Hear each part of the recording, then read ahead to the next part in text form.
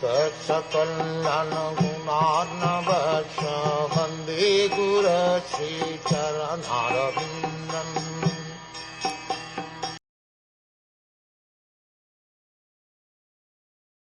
By serving the feet of the spiritual master, one is enabled to develop transcendental ecstasy in the service of the personality of Godhead, who is the unchangeable enemy of the Madhu demon, and whose service vanishes one's material distresses.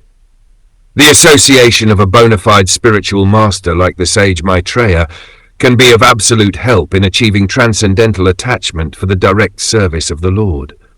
The Lord is the enemy of the Madhu demon, or in other words, he is the enemy of the suffering of his pure devotee. The word ratirasa is significant in this verse.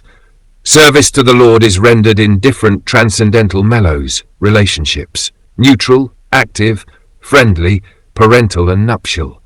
A living entity in the liberated position of transcendental service to the Lord becomes attracted to one of the above-mentioned mellows, and when one is engaged in transcendental loving service to the Lord, one's service attachment in the material world is automatically vanished, as stated in Bhagavad Gita.